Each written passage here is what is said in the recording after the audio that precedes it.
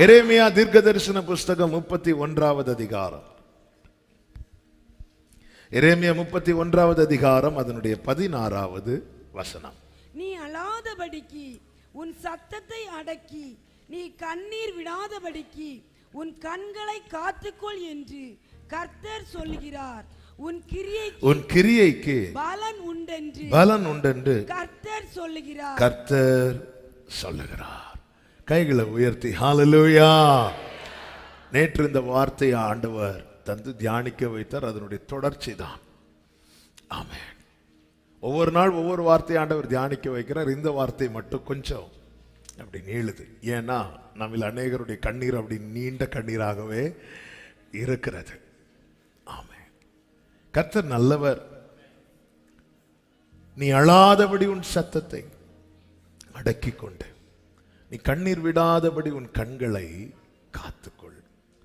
உன் கிரியைக்கு பலன் உண்டு என்று கர்த்தர் சொல்லுகிறார். அவர்கள் சத்துருவின் தேசத்திலிருந்து திரும்பி வருவார்கள். நேற்றுள்ள செய்தியின் தொடர்ச்சியை தான் நேற்று நம்ம பார்த்தோம். யார்கிட்ட அழக்கூடாது என்பதை பார்த்தோம். ஆமென். யார்கிட்ட அழக்கூடாது. ஏன் அப்படி அந்த வார்த்தை ஆண்டவர் ரொம்ப ஸ்ட்ராங்காக நம்ம கூட பேசுகிறார் என்றால், அந்த கண்ணீர் என்பது மிகவும் விலை மதிப்புள்ளது. அதனால தான் ஆண்டவர் சொல்லுகிறார், உன் கண்ணீரை கண்டேன், உன் கண்ணீரை துருத்தியில வைத்திருக்கிறேன், உன் கண்ணீருக்கு பலன் உண்டு. நேற்று இரவோ இன்னைக்கு காலையிலையான்னு தெரியல, ஒரு வார்த்தை அப்படியே ஆவியான ஒரு சிந்தையில கொண்டு வந்தார். நாம் பல இடத்துல பல சூழ்நிலையில இருந்து அழுகிறோம். அழனுனாலே வலிக்கணும். பல விதங்களிலே இந்த வலி வருகிறது, அழுகை வருகிறது. அதையும் கிருபையினால நேற்று நாம் தியானித்தோம். ஆனா தேவ சமூகத்திலிருந்து அழுகிறதற்கும் மற்றவர்களுக்கு முன்பாக இருந்து அழுவதற்கும் வித்தியாசம் உண்டு. என்ன வித்தியாசம் அப்படின்னா, மற்றவர்கள்ட்ட அழுதா அது அழுகை, தேவ சமூகத்தில் அழுதா அந்த அழுகை விண்ணப்பமாக ஏற்றுக்கொள்ளப்படும்.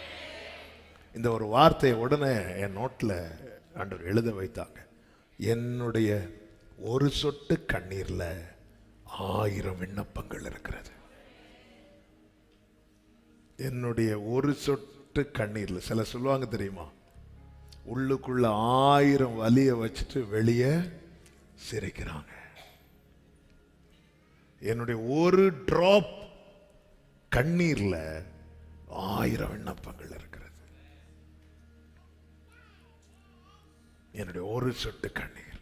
அதனாலதான் நீங்க கவனிச்சீங்கன்னா தெரியும், யாக்கோபு முதல்ல ராகேலை பார்த்ததும் ஓன்னு அழுவான், கட்டி பிடிச்சு அழுவான். அது வெறும் அழுகை. ஆனா யாபோக்காற்றின் கரையில தேவ சமூகத்தில் இருந்து அழுதான் பாருங்க, அது விண்ணப்பம், அது ஜெபம்.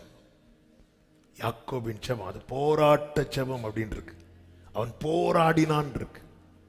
அது விண்ணப்பம். தேவ சமூகத்திலிருந்து அழுறானே, அழுது அவரை நோக்கி கெஞ்சினான். அது ஜெபமாய் கணக்கிடப்படுகிறது. அன்னாள் எல்கானா முன்னாடி அழுதாள், அது அழுகை. அவள் அழுது கொண்டிருந்தாள், அப்படிதான் இருக்கும்.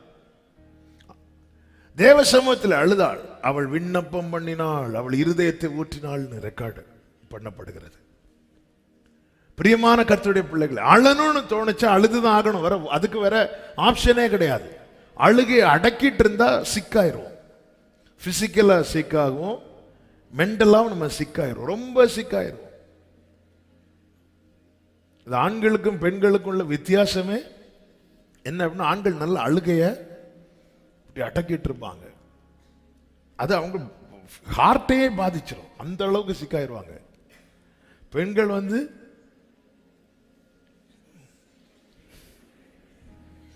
அதனாலதான் அவங்களுக்கு ஹார்ட் அட்டாக் எல்லாம். அது ஒருத்தர் இப்படி சொன்னார், இருந்தா தானே வர்றதுக்கு.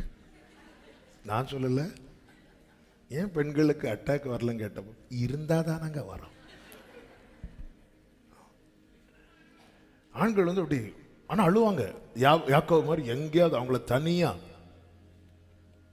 அதாவது ஒரு ஒரு ஒரு ஒரு ஒரு நுகத்தை சுமக்கிற ஆண் அழாமல் இருந்தது கிடையாது. என்னைக்கு ஒரு ஆண் நுகத்துக்கு உட்படுகிறானோ, அது சின்னதோ பெருசோ, ஃபேமிலிங்கிற சர்க்கிள் அவனுக்குன்னு ஒரு பொறுப்பு வரும்போது அவன் அதை சுமந்து கொண்டு போவான் தெரியுமா. அழாத ஒரு ஆணு கிடையாது. ஏதாவது ஒரு இடத்துல ஏதாவது ஒரு சூழ்நிலையில் எங்கேயாவது அழுறதுக்குன்னு இடம் தேடுவான். யோசேப்பு அழுகிறதற்கு இடம் தேடினானா, இடம் தேடினான். அப்போ நுகம் பெருசாக பெருசாக,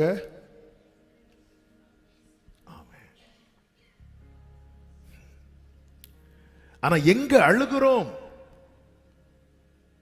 அதுதான். அழுகையின் பள்ளத்தாக்கை உருவ நடந்து அதை நீரூற்றாக்கி கொள்ளுகிறார்கள். அவர்கள் பலத்தின் மேல் பலனடைந்து சீயோனிலே தேவ சந்நிதியிலே வந்து காணப்படுவார்கள். எங்க அழுறோம், யார்கிட்ட அழுறோம்? இதுல ஒரு தேவ பிள்ளை மற்ற எங்க அழுதாலும் அழுகை அழுகையாகவே கணக்கிடப்படும். ஆனால் தேவ சமூகத்திலே நான் அழுவேனானால் அந்த அழுகை அழுகையாய் அல்ல, அது விண்ணப்பமாக. ஹல்லேலூயா. விண்ணப்பமாக, விண்ணப்பமாக. ஹல்லேலூயா. Thank you Father. Thank you. தனிமையின் பாதையில் தகப்பனே உன் தோழி சுமந்ததை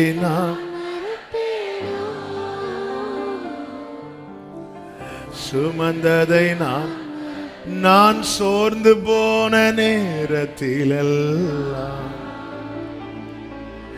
மார்போடு அணைத்து கொண்டீர். நான் சோர்ந்து போன, ஹல்லேலூயா,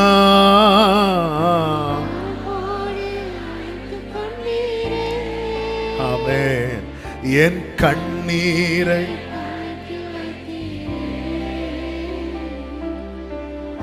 ஆறுதல் எனக்கு தந்தீர். என் கண்ணீர்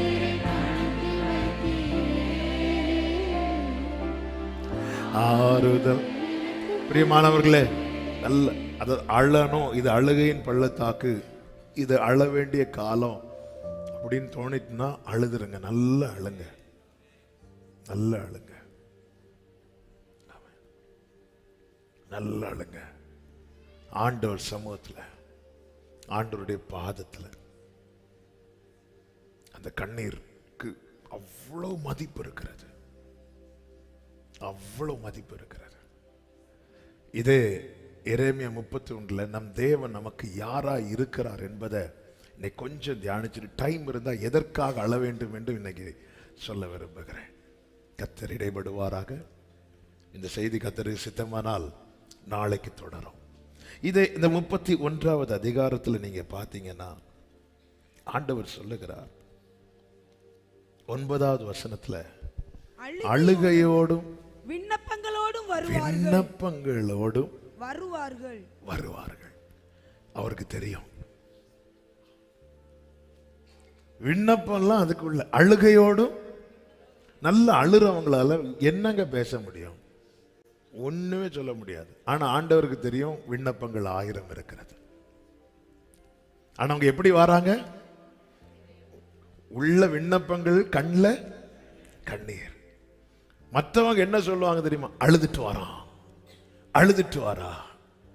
ஆனா அறிந்தவர் சொல்லுகிறார், அழுகையோடு மட்டும் வரல, விண்ணப்பங்களோடு வருகிறார்கள். வார்த்தைகளை நல்ல கவனிங்க. ஏற்கனவே படித்து நிறைய முறை படித்த வசனங்களா இருக்கலாம். ஆனா அந்தந்த நாள் கர்த்தர் பேசும்போது அது நமக்குள்ள ஊழியம் செஞ்சுட்டு இருக்கும். அன்னைக்கு நம்ம புதுசா பார்க்கறது மாதிரியே இருக்கும். மற்றவங்க சொல்லுவாங்க, அழு, சும்மா எப்போ பார்த்தாலும் அழுதுட்டே வராளே, சர்ச்சுக்கு உள்ள வந்தாலே அழுதுட்டு இருக்கிற. ஆண்டவர் சொல்றார், அழுகையோடு மட்டும் இல்லை, விண்ணப்பங்களோடு வராங்க. அடுத்து சொல்லுகிறார் பாருங்க 12வது வசனத்துல, அவர்கள் வந்து சீயோனின் உச்சியிலே கெம்பீரித்து கர்த்தர் அருளும் கோதுமை திராட்சை ரசம், எண்ணெய், ஆட்டுக்குட்டிகள், கன்று குட்டிகள் என்பவைகளாகிய இந்த நன்மைகளுக்காக ஓடி வருவார்கள். இவங்க அழுகையோடு விண்ணப்பத்தோடு வருவாங்கன்னு மட்டும் இல்ல, எதுக்காக அழுறான், எதை குறித்த விண்ணப்பம் அவருக்கு தெரியும். எதுக்காக அவங்களுக்கு இது இதுக்காக வராங்க, இதுக்கு அவருக்கு தெரியும். ஆராய்ந்து அறிந்திருக்கின்றீர், சுற்றி சுற்றி ஆமென். நான் அமர்வதோ அப்பா, நான் அமர்வதோ நன்றாய். சகோதரா, நீங்க என்ன நன்மைகளுக்காக வந்திருக்கிறீங்க அவருக்கு தெரியும். சகோதரி, நீங்க என்ன நன்மைகளுக்காக, இந்த நன்மைகளுக்காக ஆமென். அவங்க ஓடி வராங்க. எப்ப நம்ம ஓடுவோம் தெரியுமா? நமக்கு அவசரம் இருக்கும்போது ஓடும். அவசரம் இல்ல, மெதுவா போதுன்னா மெதுவா வந்து அவசரம் தான் நம்மளை ஓட வைக்கும். அப்போ இவைகள் இருந்தா ஓகே, இல்லைனாலும் ஓகேங்கிற நிலை இல்லை. இவங்க கண்டிப்பா வேணும். நாளைக்கு பிள்ளைக்கு ஃபீஸ் கட்டணும்னா இன்னைக்கு நம்ம ஓடுவோம். அடுத்த மாசம் ஃபீஸ் கட்டினா போதுன்னா மெதுவா நடப்போம். புரியும்படியா சொல்றேன். ஏன்னா அவசரம். காலையில பிள்ளை ஸ்கூலுக்கு போகும்போது ஃபீஸை கொடுத்து விடணும். அவசரம். இவங்க ஓடி வராங்க. அதான் அழுக. ஆமென். அழுக. அவசரம். 9 மணிக்கு ஆபீஸுக்கு போனோம். நம்ம சீக்கிரமா ரெடி ஆயிட்டோம்னா மெதுவா அப்படியே டீ எல்லாம் குடிச்சிட்டு போவோம். 9 மணிக்கு ஆபீஸ் போனோம், 8:45 தான் கண் விழித்தேன் என்றால் ஓடுவோம். அவசரம். இவங்க ஓடி வராங்க. அப்போ ஆண்டவர் பார்க்கிறாரு. நீங்க கீழே படிக்கும்போது ஆண்டவர் திருப்தி ஆக்குறாரு. அது வேற, அதை நான் அடுத்து சொல்றேன். அப்போ யார்கிட்ட வரணும், யார்கிட்ட அழணும், யார்கிட்ட நம்ம காரியத்தை சொல்லணும் என்கிற விஷயத்துல தெளிவு இல்லைன்னா நாம இன்னும் வளரவே இல்லைன்னு அர்த்தம். சூனேமியாள், அவளுடைய மகன் வியாதிப்பட்டு திடீர்னு தலைவலி வருது, விழுந்துட்டான். அவன் கணக்குல ஆள் அவுட்டு இறந்துட்டான். நேர தூக்கிட்டு எலிசாவுக்கு ரூமுக்குள்ள கொண்டு வச்சுட்டு ஓடுறான். எலிசா கிட்ட பர்வதத்துல உட்கார்ந்து இருக்கிறார் எலிசா. அவ கேயாசி இருக்கும்போது எலிசா தூரத்துல இருந்து பார்க்கற. அவ ஓடி வாரா, நீ போய் அவ செய்தியை விசாரின்னு கேட்கும்போது இவனும் ஓடி போய் நல்லா இருக்கியாமா, சுகமா இருக்கிறியா அப்படின்னு கேட்கும்போது உடனே அவ சுகம்தான், நல்லா இருக்கு சொல்லிட்டு எலிசா கிட்ட காலை பிடிச்சு அழுதுட்டான். கேயாசிக்கு எப்படி கோபம் இருக்கும்? அப்ப என்ன ஒரு மனுஷனாவே மதிக்கல. ஆமா, மதிக்கல. அவர்கிட்ட அழுறவங்க மற்றவங்கிட்ட எப்படி சொல்லுவாங்க தெரியுமா? நல்லா இருக்கிறேன்.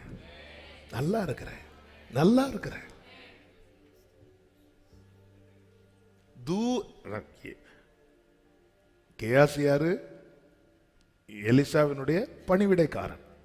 தூதர்கள் யாரு? நம் தேவனுடைய பணிவிடைக்காரர்கள். தூதர்கள்ட்டையும் சொல்லக்கூடாது. சிலர் காபிரியலே, மீகாவேலே சொல்ல முடியும். பக்கத்து வீட்டு ஆளுக்கு பேர் கூட மீகாவேலா இருக்கலாம். இல்ல, யார்கிட்ட சொல்றோம் தான் ஒரு தேவ பிள்ளை.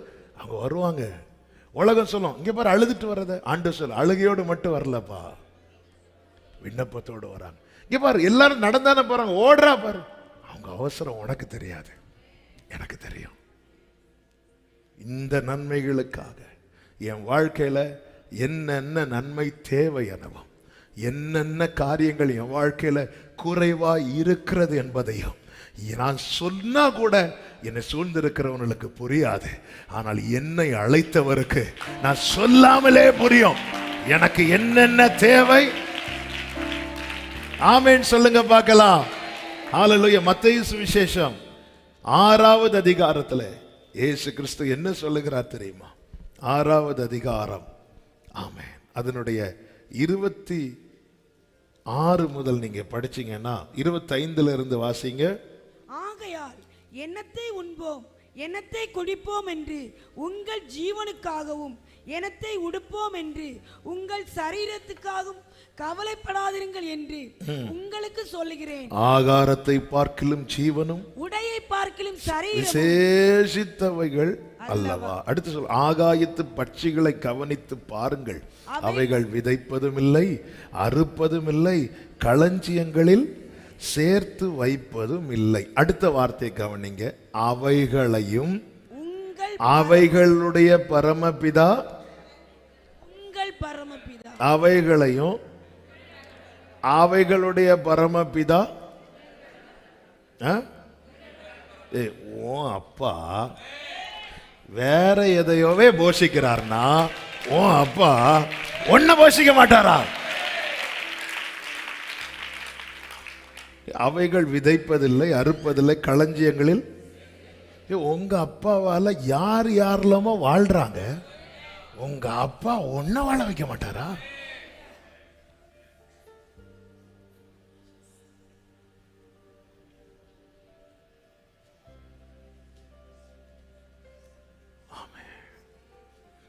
பாருப்பா, உங்க அப்பாவால யார் யாரெல்லாமோ வாழ்றாங்க. ஹல்லேலூயா.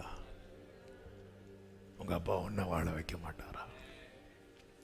ஆத்துமா இல்லாத பறவைகளும் பட்சிகளுமே அவைகளுக்கு கொடுக்கப்படுகிற காலம் வரைக்கும் வாழ்வதற்கு வேண்டிய எல்லாத்தையும் கர்த்தர் கொடுப்பார் என்றால் அவைகளுக்கு தேவன் ஒரு கிரயத்தையும் கொடுக்கவில்லை. நமக்குள்ளே அவர் மீட்டு கொண்ட ஆத்துமா இருக்கிறது. ஒரு காசுக்கு 2 அடைக்கலன் குருவி, 2 காசுக்கு 5 அடைக்கலன் குருவிகள், அவைகள் ஒன்றாகிலும் அவருடைய சித்தம் இல்லாமல் தரையிலே விழாது. எத்தனை வேடர்கள் இருந்திருப்பார்கள், எத்தனை அம்புகள் அவர்களுக்கு நேராக ஏற்றப்பட்டிருக்கும், ஆனா அது விழணும். எந்த அம்பு படணும், எப்போ படும் தெரியுமா? அவங்க மேல ஆண்டவர் விழணும்னு ஒரு டைம் வச்சிருப்பார் தெரியுமா? அப்பதான் படும். அதுக்கு முன்னாடி என்னதான் சத்துரு பிளான் பண்ணாலும் அம்பு படாது.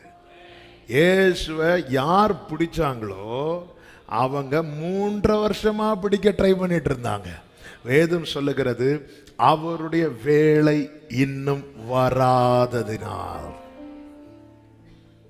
ஹல்லேலூயா. எல்லாவற்றையும் கர்த்தர் குறித்திருக்கிறார். உங்கள் பிதா. அடுத்து அதே போலதான், ஆமென், காட்டு புஷ்பங்கள் எப்படி வளருகிறது என்று பாருங்கள். ஆகாயத்து பட்சிகளை நீ கவனித்து பாருங்கிறாரு. அடுத்து காட்டு புஷ்பங்களை எப்படி வளருதுன்னு பாரு. வளருதுடா, அது வளருது. ஆமென். எதையோ அவர் வளர பண்ணுகிறார், பிள்ளைய வளர பண்ண மாட்டாரா?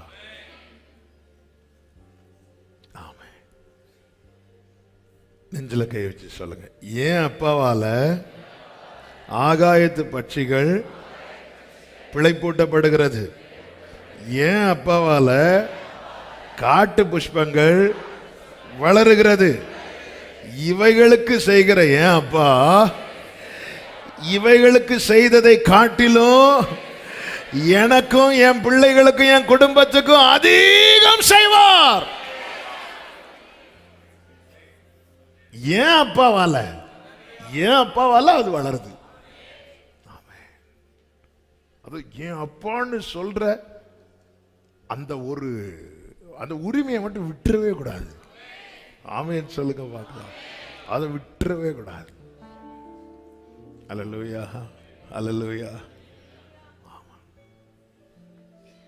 அதை விட்டுறவே கூடாது. ஏன் அப்பா.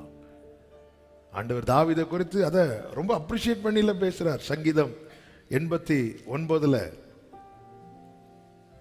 26வது வசனம். அவர் என்னை நோக்கி, அவன் என்னை நோக்கி, மரியாதையோட பேசுறீங்க. கர்த்தர் உங்களை ஆசீர்வதிப்பார்.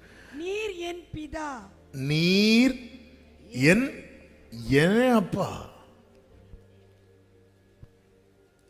ஏன் அப்பா அப்படி சொல்லுவான். ஆண்டவர் என்ன சொல்லுகிறார் தெரியுமா? பூமியின் அடுத்த வருஷம் பூமியின் ராஜாக்களை பார்க்கிலும் மகா உயர்ந்தவனாக்குவேன். ஏன்னா அவன் என்ன ஏன் அப்பா, ஏன் அப்பா, அப்பா அப்பான்னு சொல்லும் போது இருக்கிற சந்தோஷத்தை விட ஏன் அப்பான்னு சொல்லும் போது சந்தோஷம் மாத்திரம் அதுல பேலன் இருக்கு. பரலோகத்தில் இருக்கிற அப்பாவே அப்படி இல்லை, எங்கள் பிதாவே, என் பிதா. பிதாவை பத்தி பேசும்போதெல்லாம் ஏசப்பா என் பிதா, என் பிதா, என் பிதா, என் பிதா அப்படிதான் சொல்லுவார். ஏப்பா ஏப்பா. அழுகையோடு விண்ணப்பத்தோடு வருவார்கள்.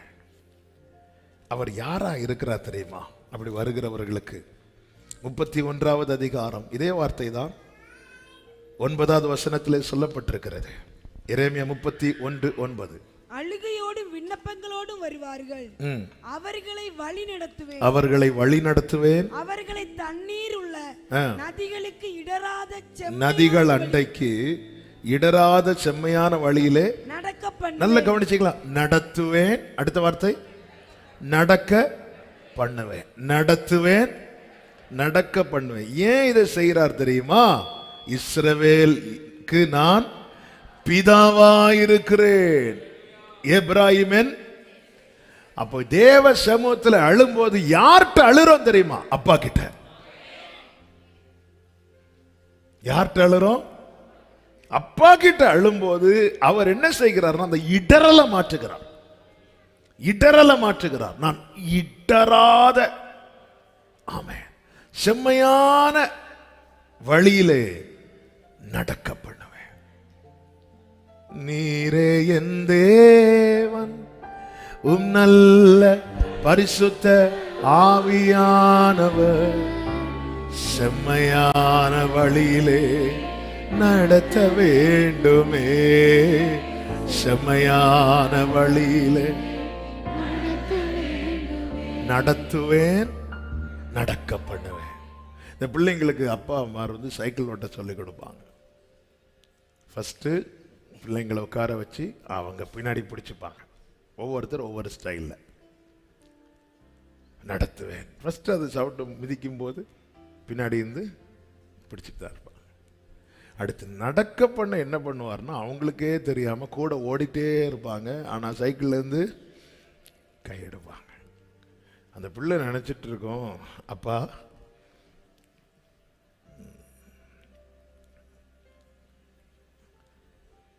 எப்ராஹிமை நான் கைப்பிடித்து நடக்க பழக்கினேன் என்று ஓசியா 11. யார்கிட்ட அழனும் தெரியுமா? யார்கிட்ட அழனும் தெரியுமா? அப்பா கிட்ட. சொல்லுங்க என்னப்பா, சொல்லுங்க என்னப்பா, என் தகப்பன். ஆண்டவர் சொல்றாரு, நான் தண்ணீர் உள்ள நதிகள் அண்டைக்கு இடராத. நம்ம பிள்ளைங்களுக்குன்னு ஏதாவது வாங்க கூட்டிட்டு போவோம் பாருங்க, எங்கெங்க கூட்டிட்டு போவோம்? நம்ம பார்த்து நம்ம எல்லாமே பார்ப்போம், எல்லாமே பார்ப்போம். பட்ஜெட் பார்ப்போம். நம்முடைய பட்ஜெட்டு கொஞ்சம் அதுக்கு ஏற்ற மாதிரி இப்போ சாப்பிட வாங்கி கொடுக்குறோம். அதில் நம்ம பட்ஜெட்டுக்கு ஏற்ற மாதிரி அதில் எது பெஸ்ட்டோ அதை வாங்கி கொடுப்போம். எல்லாமே நான் பிதாவாக இருக்கிறேன். ஆண்டவர் அவங்களுக்கு மட்டும் என்ன ஆண்டவர், நான் ஏன் பிள்ளைடா, அது ஏன் பிள்ளை, நான் அப்படி தான் நடத்துவேன்.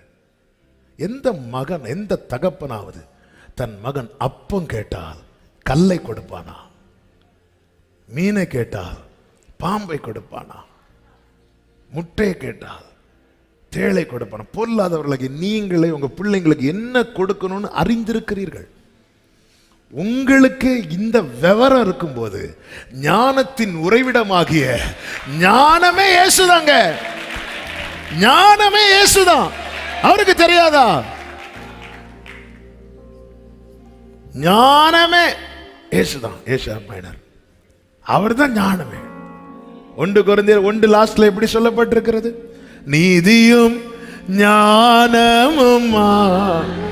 கைகளை உயர்த்தி இயேசுவே நீரே. அந்த 1 கொரிந்தியர் 1 கடைசி வாசிங்க.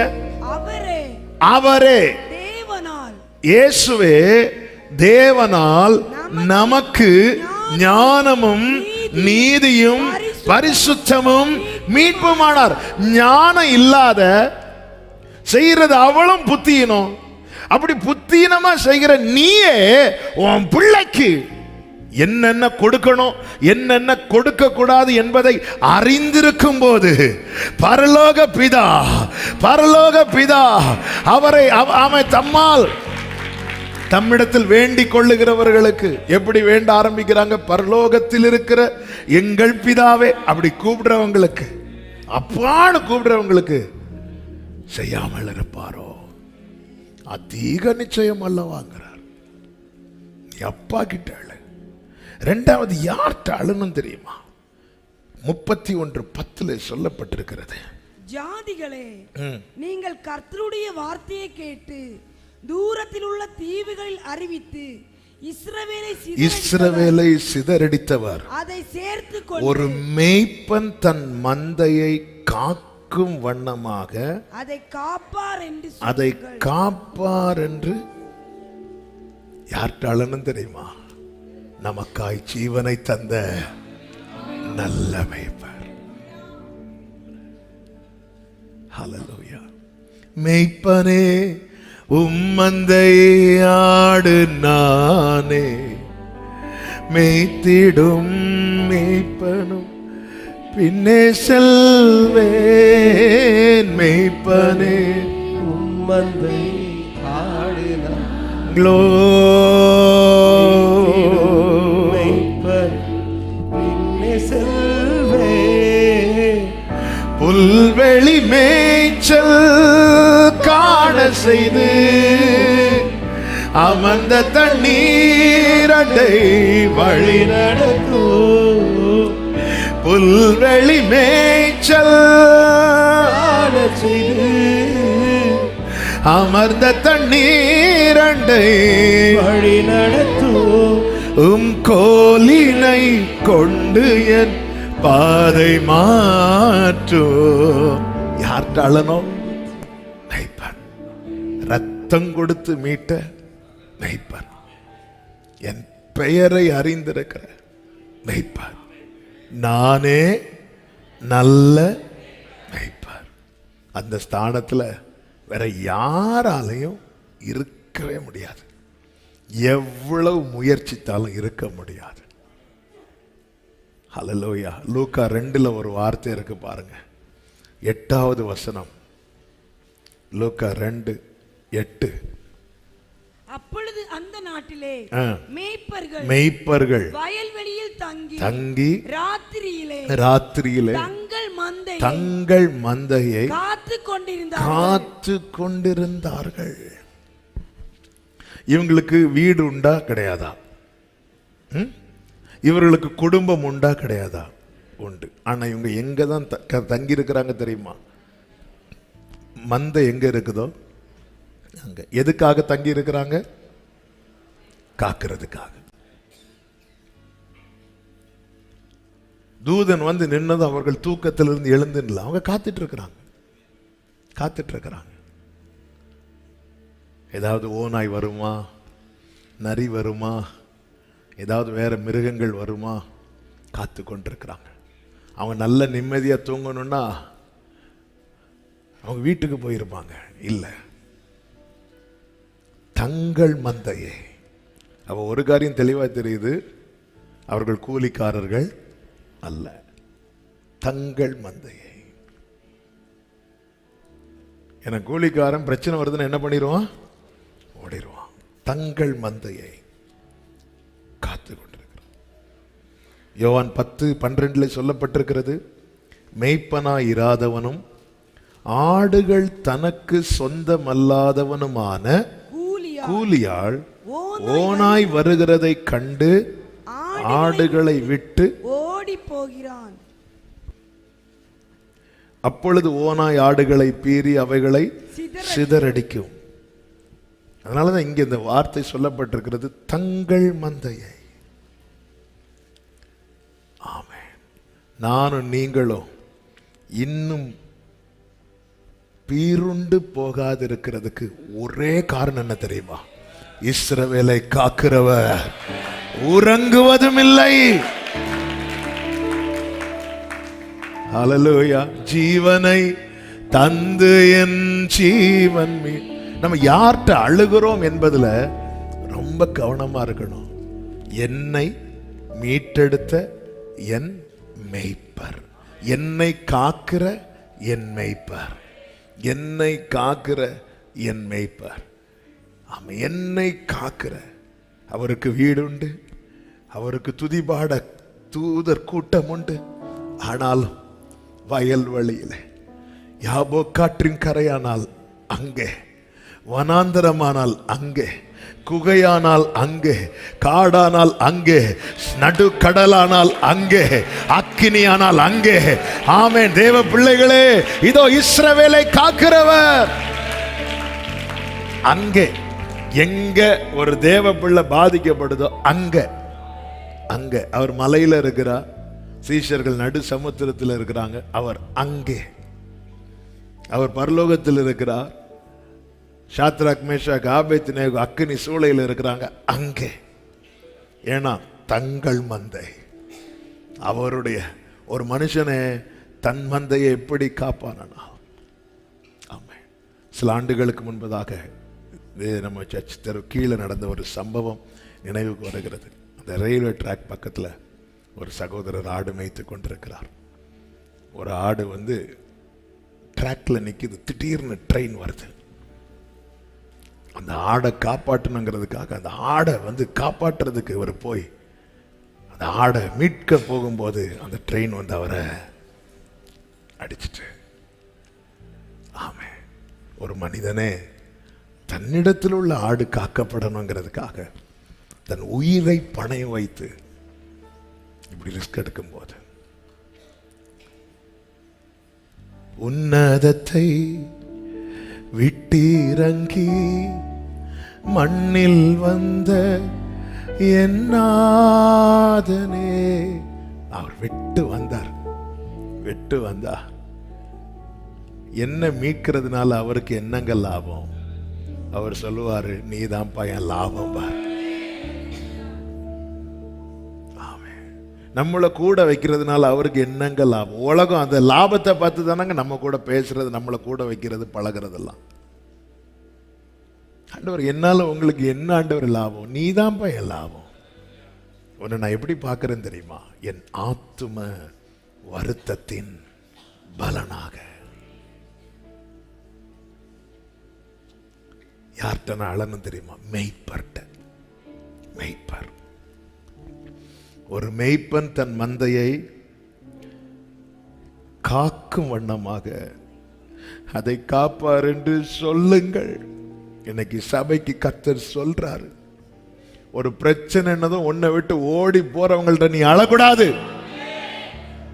இன்பத்திலும் நீரே,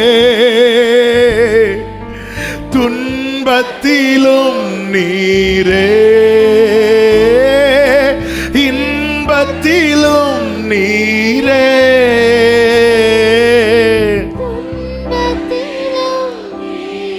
சொல்லுங்க. என் நேரமோ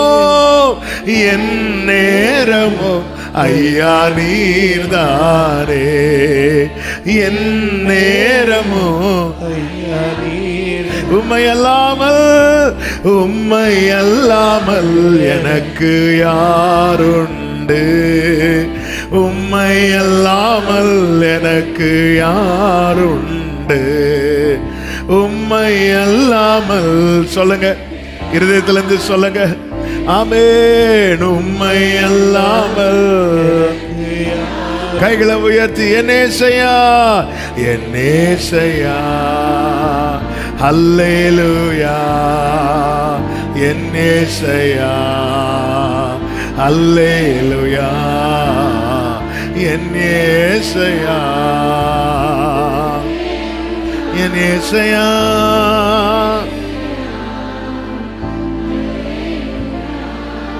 காக்கிறவர்கிட்ட ஆளு, நடத்துகிற அப்பா கிட்ட ஆளு, பாதுகாக்கிற மேய்ப்பர்கிட்ட ஆளு. எரேமியா 31:11 சொல்லப்பட்டிருக்கிறது.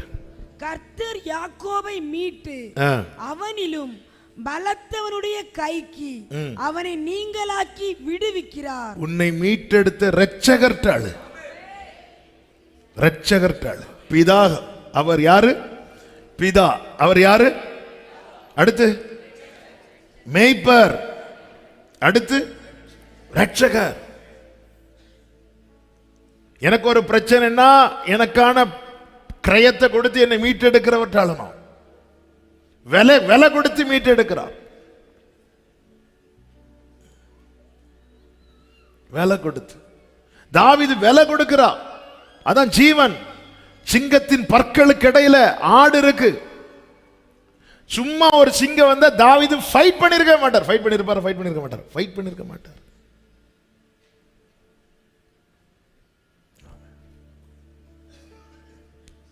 சும்மா ஒரு சிங்கம் வந்து இல்ல, இப்போ பார்க்கிறார். இப்ப இந்த சிங்கத்தின் பலத்தெல்லாம் அவருக்கு கண்ணு தெரியல. இப்ப கண்ணுக்கு தெரிஞ்சது, என் கண்ணு முன்னாடி அந்த ஆடு சிங்கத்தின் பற்களுக்கு இடையில இருக்கு. அவர் நேரா போய் வாயை திறந்து, ஒரு பிரச்சனை கண்ணுக்கு முன்னாடி பிள்ளைகளுக்கு ஏதோ ஒன்றுன்னா அல்லது ஏதோ ஒன்றுன்னா உடனே தாங்க மாட்டாங்க. கர்த்தர் யாக்கோபை மீட்டு அவனிலும் பலத்தவனுடைய கைக்கு அவனை. For the Lord hath redeemed Jacob. அவர்தான் ரெடிமர், மீட்பர். மீட்பர், என் மீட்பர் உயிரோடு இருக்கிறார். இன்னைக்கு நான் எந்த சூழ்நிலையில சிக்கி இருந்தாலும் இதிலிருந்து என்னை மீட்டெடுக்கிற என் மீட்பர். நல்ல கைகளை தட்டி மீட்டுக் கொள்ளுகிறவர், மீட்டுக் கொள்ளுகிறவர். நீ பயப்படாதே, உன்னை நான் மீட்டுக் கொண்டேன். ஏன் ஆண்டவரை யாக்கோபை மீட்டுக் கொண்டீங்க? யாக்கோபு அப்படி உங்களுக்கு என்ன செஞ்சான்? நான் யாக்கோபை சிநேகித்தேன். ஹல்லேலூயா. அக்கினி நின்று தப்புவித்தவர். இப்ப சாத்தான் குற்றம் சாட்ட நிக்கிறான். ஆண்டவர் கடிந்து கொண்டார். அவன் அக்கினி நின்று தப்புவிக்கப்பட்டவன் அல்லவா? என் மீட்பர். அதாவது யாரால என்ன மரண வாசலிருந்து தூக்கி எடுக்க முடியுமோ அவற்றாளனும், இந்த பயங்கரமான குழியிலிருந்து தூக்கி எடுக்க முடியுமோ அவற்றாளனும், பிரச்சனை என்கிற ஜல பிரவாகத்திலிருந்து தூக்கி எடுக்க முடியுமோ அவற்றாளனும் மீட்பர்ட்டாளுங்க. அவர் மீட்பர், உன் மீட்பர், என் மீட்பர், மை ரெடீமர் இயேசு. ஆமென். என்னை மீட்டெடுக்கிறவர், என்னை விட்டுவிக்கிறவர். நான் யார்கிட்ட அழுறேன்? தப்பு வைக்கிறவர். ஒரு பிரச்சனை அவரால் தப்பு வைக்க முடியும், அவரால் நடத்த முடியும். அப்பாவாக நடத்துகிறார், மெய்ப்பனாக காக்கிறார், மீட்பராக தப்பு வைக்கிறார். யார்ட்டாளனும். ஹல்லேலூயா. எல்லா நெருக்கத்திலும் என்னை வீழாமல் காக்கும். ஆமென். எல்லா சகரபல துடரா சத்தடலரே. ஆமென். ஆயிரம் ஆமென்.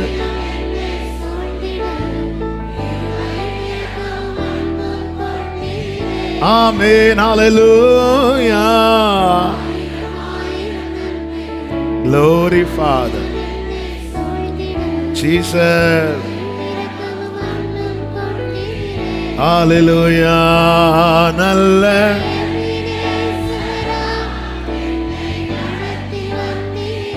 ஆமென். நன்றி சொல்ல. சொல்லுங்க, நல்ல எபினேசரா. Thank you Jesus. Thank you Jesus. Thank you Father. மீட்பர்ட்ட அழுங்க.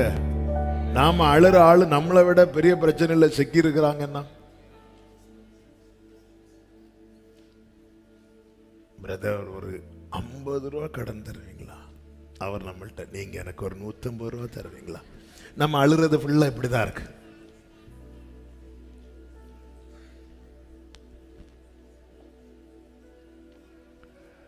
என் தகப்பனார் ஒரு விசை பைக்ல அந்த காட்டத்துறைக்கு ஊழியத்துக்கு இங்கேருந்து போகும்போது தக்கலை போகிற வழியில் நினைக்கிறேன் ஆக்சிடெண்ட் ஆகி கீழே விழுந்துருக்கிறாங்க.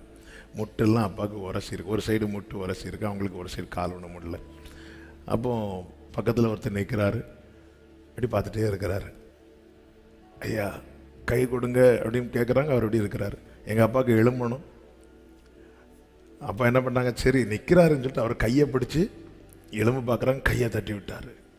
எங்கள் அப்பா எழும்பி, ஒரு முட்டு உரசி இருக்கிறதுனால தானே அவங்க கையை பிடிச்சேன். அவரோட வேஷ்டி கட்டியிருந்தார், அவருடைய வேஷ்டி எப்படி உயர்த்தி காட்டுறாரு. அவருக்கு 2 காலுமே டேமேஜ். இந்த பிளாஸ்டிக் கால் வச்சுட்டு நிற்கிறாங்க. அவர் சொல்ற, உங்களுக்கு ஒரு முட்டு தானே உரசி இருக்கு, எனக்கு 2 காலுமே. எங்கள் அப்பா என்ன சொன்னாங்க தெரியுமா, இங்கே வந்துட்டு சொல்லும்போது, எனக்கு வலியிலே நான் சிரித்தேன். நாம் இன்னைக்கு நிறைய பேர்கிட்ட சொல்லி அழுறோம் தெரியுமா. அவங்க நினைப்பாங்க, இவன் அட்வான்ஸாக முந்திட்டானே, நான் சொல்லி அழலான்னு வந்தா யாராலங்க உங்களை மீட்க முடியும்?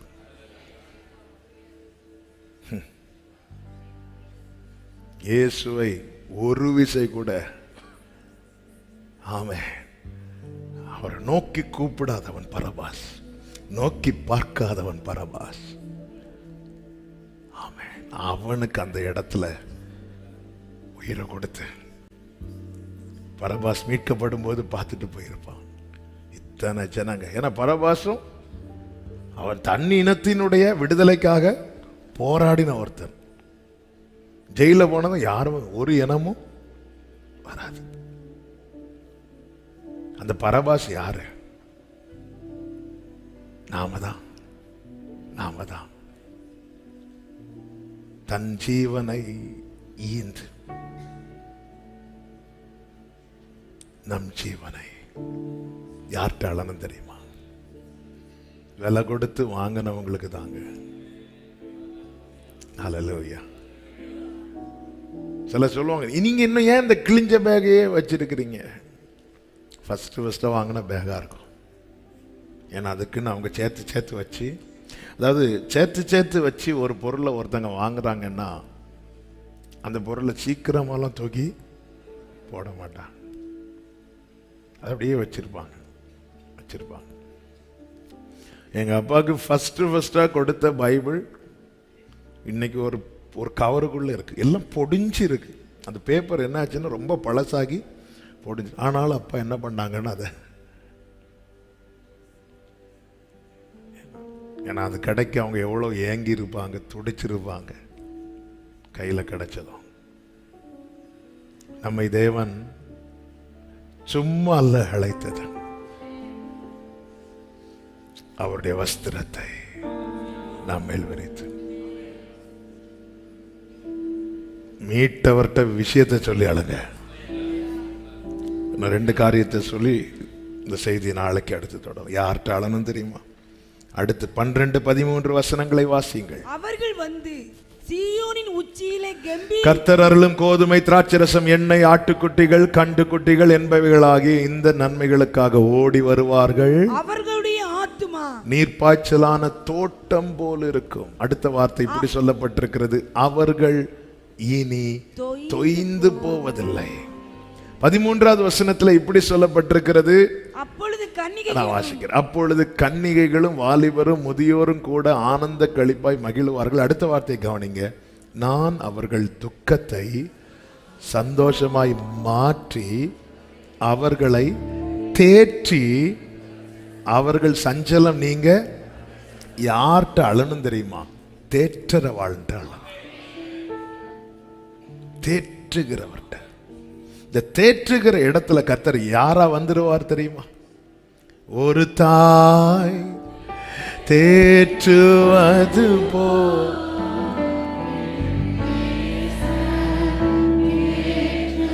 அப்பாவாக நடத்துகிறார், அம்மாவாக தேற்றுகிறார். அல்லேலூயா. அப்பாவாக கருவில் என்ன சுமந்தத பார்த்தா அம்மானு கூப்பிடுவே, தோளின் மேல சுமந்தத அப்பானு கூப்பிடுவே. கொஞ்சுவத என்ன கொஞ்சுவத கெஞ்சுவத. அல்லேலூயா. ஓகே, அம்மா எப்போ கொஞ்சுவாங்க? அம்மாமார்களே, உங்கள் பிள்ளைகளை எப்போ கொஞ்சுவீங்க? பாசம் ஓவர்ஃப்ளோ ஆகும்போது. எப்போ கெஞ்சுவீங்க? சாப்பிடு சாப்பிடு சாப்பிடு சாப்பிடு சாப்பிடு சாப்பிடு சாப்பிடு. அப்போ எனக்கு நன்மை தர அவர் கெஞ்சுறார். என்ன அழகா உணர்ந்து பாடியிருக்கிறாங்க. ஆட்டி தேற்றி தேற்றரவாளன். ஏசாயா 66 சொல்லப்பட்டிருக்கிறது, நீங்கள் மடியில் வைத்து தாலாட்டப்படுவீர்கள், இடுப்பில் வைத்து சுமக்கப்படுவீர்கள். ஒருவனை அவன் தாய் தேற்றுவது போல நான் தேற்றுவேன். ஹல்லேலூயா. யார்கிட்ட அழணும் தெரியுமா?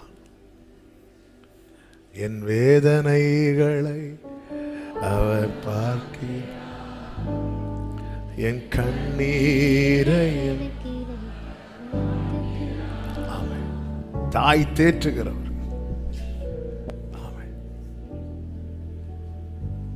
பாருங்க, இப்போ எனக்கு ஒரு பொண்ணு இருக்கிறா. அவளுக்கு எல்லாத்துக்கும் டேடி டேடி டேடி அப்படிமா. எங்கேயா போகணுன்னா ஏதாவது வேணும்னா இது வரும். ஆனால் அவளுக்கு ஏதோ ஃபீவரோ அல்லது ஏதோ ஆச்சு, அது ஏதோ ஒன்றுன்னா உடனே மம்மின்னு சொல்லிட்டு போயிடுவாங்க. போய் மடியில் விழுறதுக்கு தாய் தேற்றுறது தேற்றுறது. ஆண்டவர் சொல்ல, அவர்கள் சஞ்சலம் நீங்க தேற்றி தேற்ற தேற்ற தேற்ற அந்த வேதனை எல்லாம் அப்படி. அவர் இடதுகை என் தலைக்கு வலக்கரத்தா. ஒரு கையை வச்சு பிடிக்கிறார், விழாம இருக்குது. இன்னொரு கையை வச்சு தேட்ட போட்டு விடு விடு விடு. ஆமென். நீங்க அப்படி இடது கை வலது கை இப்படி ஒரு குழந்தைய பிடிக்கிறது எதுக்கு தெரியுமா? தோள்ல போட அணைக்க. தேற்றரவாளனே, தேற்றும் தெய்வமே, என்னை தேடிவா. என் தேற்றரவாளன். தேற்றவர்கிட்ட அழுங்க. ஆமென். தேற்றவர்கிட்ட தேற்றுவார். சஞ்சலம் நீங்க, சஞ்சலம் நீங்க, சஞ்சலம். நான் அவர்களை தேற்றி. கர்த்தர் சொல்லுகிறார், நானே ஆறுதல் செய்கிறவர், நானே உங்களுக்கு ஆறுதல் செய்கிறவர். ஆமென். தேற்றரவாளன். இந்த ஒரு வார்த்தையை சொல்லி ஜெபிக்கிறேன். 17வது வசனம் 31:17. உன் முடிவை பற்றி உனக்கு நம்பிக்கை உண்டு. உன் பிள்ளைகள் அடுத்த வேளைக்கு என்ன செய்ய வேண்டும் என்று தெரியாமல் அழுது கொண்டிருக்கிறவளை பார்த்து கர்த்தர் சொல்லுகிறார், இங்கே பாருப்பா, நம்பிக்கை உன் முடிவுல. There is hope in thine end, saith the Lord. முடிவுல நம்பிக்கை இருக்கு. நம்பிக்கை. அடுத்த வேளை என்னவென்று தெரியாதவனுக்கு கர்த்தர் சொல்லுகிறார், நிச்சயமான முடிவு உண்டு, உன் நம்பிக்கை. இங்கே யார்கிட்ட அளவும் தெரியுமா? துணையாளரே, துணையாளர், துணையாளர் என் வலது கரத்தை பிடிச்சு, ஆமென், பயப்படாதே, நான் உனக்கு துணை நிற்கிறேன் என்று சொல்லுகிறவர்.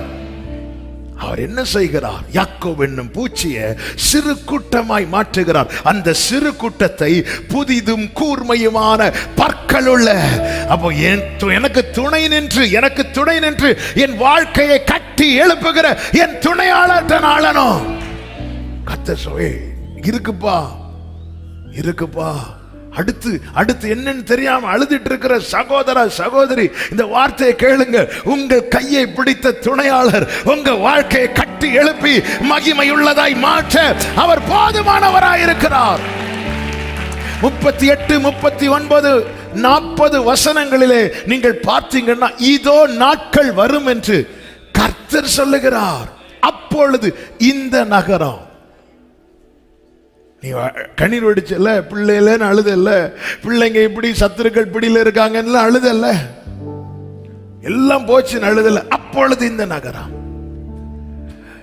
அனானியேலின் கோபுரம் முதல் கோடி வாசல் மட்டும் கர்த்தருக்கென்று. போன மண்டே மெசேஜ் என்ன? கர்த்தர் ஏற்கனவே எல்லைய குறிச்சிட்டார்.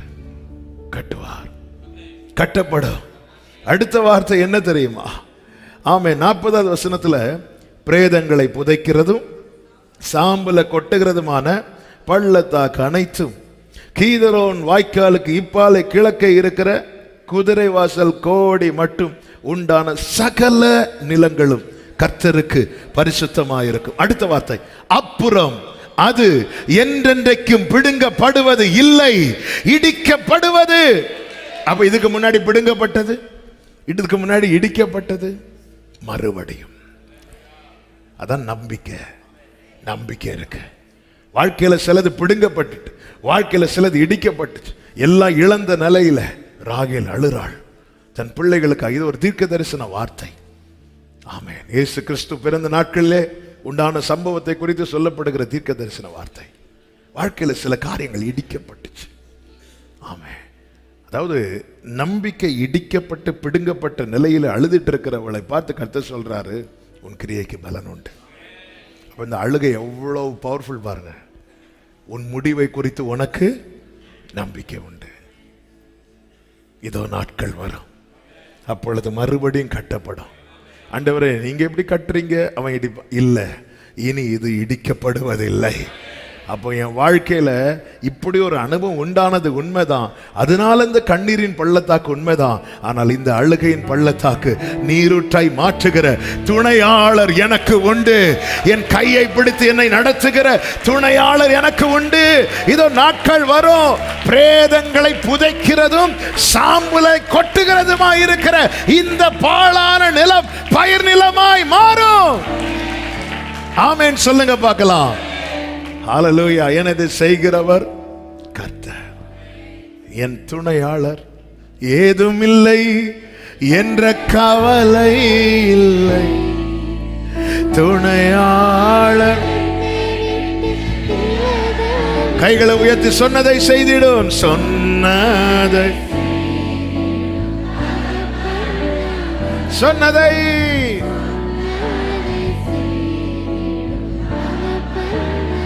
நம்புவேன்.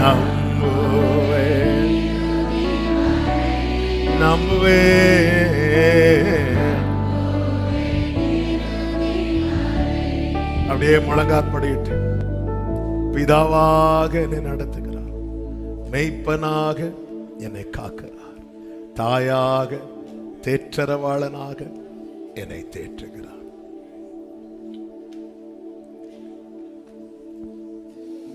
மீட்பராக என்னை மீட்டெடுக்கிறார், துணையாளராக எனக்கு வேண்டியதை செய்கிறார்.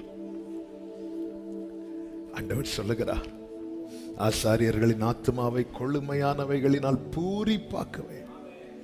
என் ஜனங்கள் நான் அளிக்கும் நன்மையினால் திருப்தியாவார்கள். உனக்கு யாரும் இல்லைன்னு ஃபீல் பண்ணல, உனக்கு ஒரு அப்பா இருக்கிறார் நடத்துறதுக்கு, உன்னை காக்கிறதுக்கு ஒரு மேய்ப்பர் இருக்கிறார், உன்னை தேற்றுறதுக்கு தாயாக தேற்றரவாளன் இருக்கிறார், உன்னை மீட்பதற்கு மீட்பர் இன்னும் உயிரோடு இருக்கிறார், உன் கை பிடித்து உனக்கு வேண்டியதை செய்கிறதற்கு துணையாளர் உன் வலது பக்கத்தில் இருக்கிறார். அப்படியே ஆண்டவர்கிட்ட ஜெபம் பண்ணுங்க. கண்ணீரை அவருடைய பாதத்தில் ஊற்றுங்க. கண்ணீரால் ஆமென். ஆண்டவர் சொல்லுகிறார், அழுகையோடு விண்ணப்பத்தோடு வருவார்கள், நான் அவனுக்கு பிதாவா இருக்கிறேன்.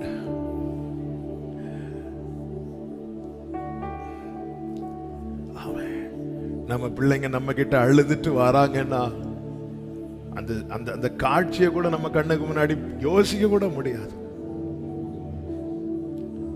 ஆமென். நம்மளை தேடி நம்ம பிள்ளைங்க நடந்து வராங்க, அப்படியே அழுதுட்டே வராங்கன்னு வைங்களேன், ரீசன் என்னன்னு தெரியறதுக்கு முன்னாடியே நமக்கு நெஞ்சு வலி வந்துடும். ஆமென். நல்ல தகப்பன் வந்து அழல, அழுகையோடு உடனே அவர் பார்க்கிற இன்னென்ன நன்மைகளுக்காக ஓடி வரான். அவனுக்கு இது தேவையா இருக்கு. அதனால கர்த்தர் என்ன செய்கிறார்னா, சஞ்சலம் நீங்க, அவர்கள் துக்கத்தை மாற்றி அவர்களை தேற்றி திருப்தியாக்குவாராம். அழுதுட்டு வந்தவங்கள கர்த்தர் குறைவோடு அனுப்பவே மாட்டார். ஏன்னா அவர் அப்பா, அவர் தாங்க நம்ம அம்மா, அவர் தாங்க நம்ம மீட்பர். அப்படி கண்ணீரோடு ஒரு 5 நிமிஷம் நீங்க அப்படியே தேவ சமூகத்துல அப்படி எல்லாம் உங்க பக்கத்துல யாருமே இல்லைங்க, நீங்களும் அவரும் மட்டும்தான் எங்க உணர்வோடு ஆண்டவர்கிட்ட அப்படி இருதயத்தை திறந்து ஜீசஸ் ஜீசஸ் ஜீசஸ் பேசுங்க. அழுகையோடும் விண்ணப்பங்களோடு வருவார்கள். நான் நடத்துவேன், நடக்க பண்ணுவேன், நான் காப்பேன். ஒரு மேய்ப்பன் தன் மந்தைய, ஏதோ ஒரு மந்தைக்கு இல்ல, தன் மந்தை. உன் அப்பா யார் யாரெல்லாமோ பிழை போட்டுக்கிறார்ப்பா, உன்னை விட்டுருவாரா? இல்ல இல்ல. ஆண்டவர்கிட்ட ஜெபம் பண்ணுங்க. ஆன்லைன்ல பார்த்து கொண்டிருக்கிறவங்க இந்த டைம்ல நீங்க சும்மா பார்த்துட்டு இருக்காம, எந்த கமெண்டும் பண்ணாம அப்பா சமூகத்துல, ஆமா, யார்கிட்ட அழுற? என் அப்பா கிட்ட அழுற. யார்கிட்ட அழுற? என் மெய்ப்பர்ட்ட நான் அழுறேன். யார்கிட்ட அழுற? என் மீட்பர்ட்ட நான் அழுறேன். யார்கிட்ட அழுற? என் அம்மா கிட்ட நான் அழுறேன். என்னை தேற்றுறவாளன்ற நான் அழுறேன். யார்கிட்ட அழுற? என் கூடவே இருந்து எனக்கு வேண்டி எல்லாத்தையும் செய்யற, சாம்பல கொட்டுறதா இருந்த இந்த நிலத்தை கர்த்தருக்கென்று பரிசுத்தப்படுத்தி அவனை கட்டி எழுப்புகிற என் துணையாளர் அவர்.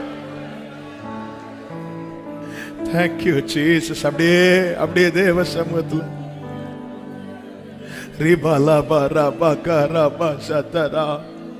அவங்க இருதயத்தை அப்படி ஊற்றுங்க சகோதரா, ஊற்றுங்க சகோதரி.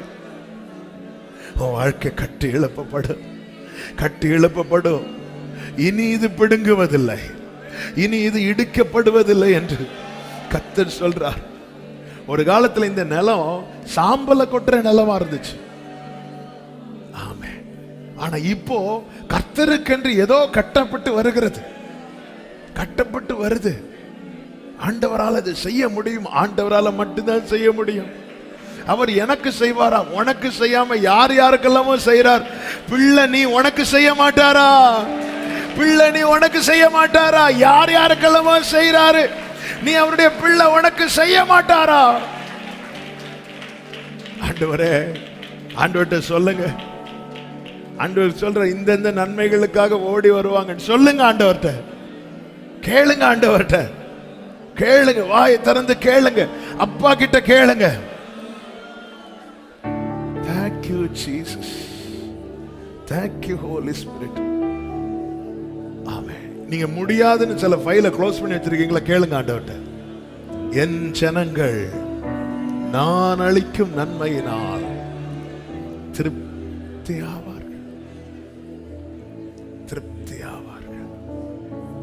Thank you Holy Spirit. Thank you Holy Spirit.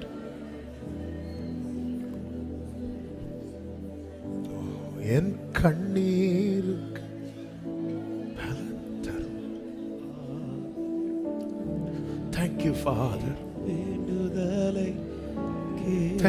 Jesus. என்னை வெறுமையாய் என் ஜனங்கள் நான் அளிக்கும் நன்மையினால் என் அப்பா எனக்கு செய்வார். என் அப்பா யார் யாருக்கெல்லாமோ செஞ்சிருக்கிறார், எனக்கு செய்யாம விடுவாரோ? எனக்கு செய்யாம விடுவாரோ? அவர் தானே சொன்னார், நான் அவனுக்கு பிதாவா இருக்கிறேன். நான் அவர் அப்பாடு கூப்பிடுறதுக்கு முன்னாடி அவர் அல்லவா என்னை மகனே என்று அழைத்தார். கண்ணீருக்கு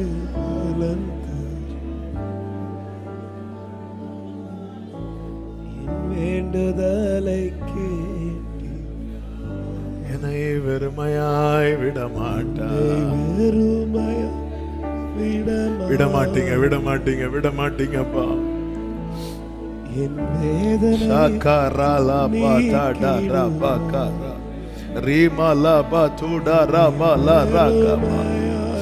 ஜீசஸ் ஃபாதர், ஜீசஸ் ஃபாதர்.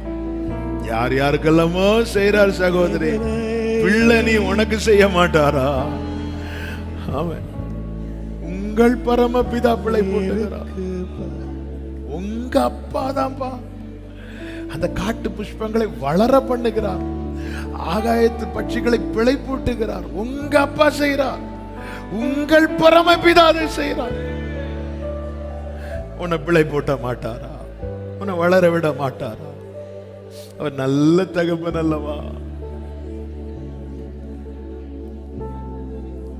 நாம் அவருடைய சொந்த மேய்ச்சலின் ஆடுகள் அல்லவா? காக்காமல் விடுவாரோ? இதுவரை அவர் பாதுகாத்ததுனால நிக்கிறோம். இல்லைன்னா என்றோ ஓநாய்க்கள் வந்து பீறி போட்டு இருக்கும், சிதறி போயிருந்திருப்போம். ஆண்டவரே, ஆண்டவரே, ஆண்டவர் சொல்லுகிறார், அழுகையோடும் விண்ணப்பங்களோடும் வருவார்கள். அவர்கள் வந்து சீயோனின் உச்சியிலே கெம்பீரிப்பார்கள். அழுகையோடு வர்றவங்களை கம்பீரிக்க வைக்கிறது தேவனுடைய சித்தம். அழுகையோடு தேவ சமூகத்திலே வந்திருக்கிற கேட்கிற ஒவ்வொருவருக்கும் இயேசு கிறிஸ்துவின் நாமத்தில் இந்த வார்த்தையை தீர்க்க தரிசனமாய் சொல்லுகிறேன். உங்களை கம்பீரிக்க வைப்பது தேவனுடைய சித்தம், அவருடைய தயவுள்ள சித்தம். என் ஜனங்கள் நான் அளிக்கும் நன்மையினால் திருப்தியாவார்கள் என்று சொன்னீரே. திருப்தியாக்குங்க, கம்பீரித்து மகிழ பண்ணுங்க. எங்கள் பிதாவே,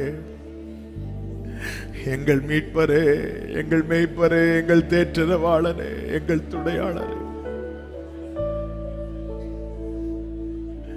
ஹல்லேலூயா,